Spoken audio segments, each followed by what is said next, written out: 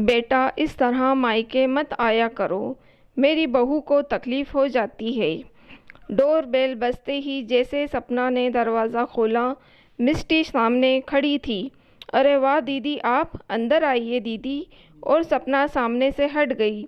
भाभी, बहुत ज़ोर से प्याज के पकोड़े खाने का मन कर रहा है और मौसम भी बेहद खुशगवार है, तो हो जाए आपके हाथों के लजीज पकोड़े। मिष्टी ज़बान से छटकारे लेते हुए बोली, हाँ हाँ दीदी, क्यों नहीं।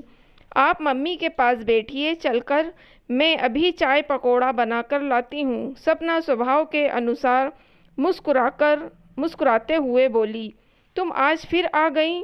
कौशल्या मिष्टी को देखते हुए बोली, क्यों मम्मी, क्या हुआ क्या?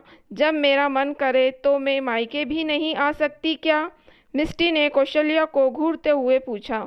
मिष्टी की शादी इसी शहर में थोड़ी दूरी पर ही हुई थी और वो जब भी बाजार किसी काम से निकलती या फिर ऐसा भी अक्सर ही जब देखो तब मायके आ जाती। लेकिन कौशल्या को ये बिल्कुल भी नहीं अच्छा लगता, क्योंकि वो घर में घुसती बाद में अपने खाने पीने की फरमाइशें पहले शुरू कर देती।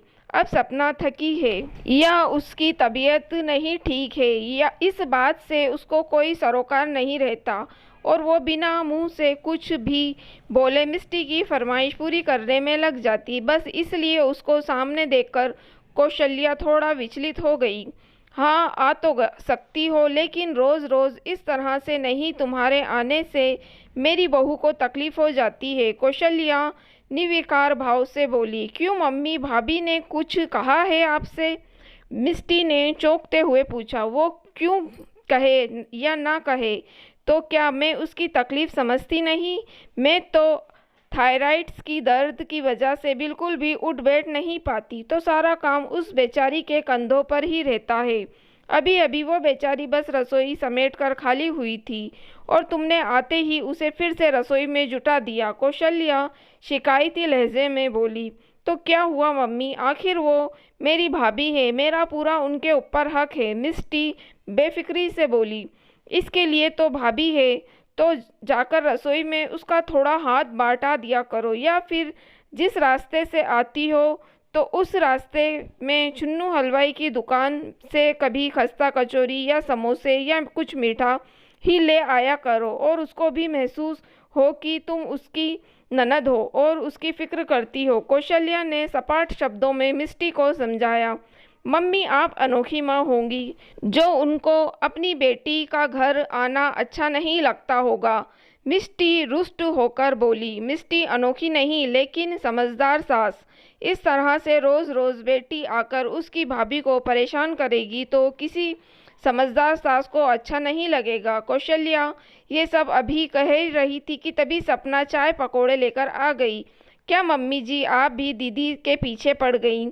सपना नम्रतापूर्वक बोली, नहीं बहू, रिश्ते को बोझ बनाने से पहले ही टोक देना अच्छा रहता है। मुझको मिष्टी को शुरू से ही टोक देना चाहिए थे। लेकिन मिष्टी, अब मेरी बातों को गहराई से सोचना। कौशल्या बड़े प्यार से सपना का चेहरा निहारते हुए बोली, मम्मी सही कह रही हैं आप। मैं अपना हक तो भाभी पर जताती रही, लेकिन ये नहीं सोचा कि मेरा भी तो कोई फ़र्ज़ है। मिष्टी के ने मन ही मन खुद संकल्प ले लिया और इस बार जब मिष्टी आई तो उसके हाथों में गर्मा गर्म समोसों का थैला था। भाभी, गर्मा गर्म समोसे लाई हूँ, चलिए दोनों लोग मिलकर चाय बनाते हैं और फिर साथ बैठकर खाएंगे।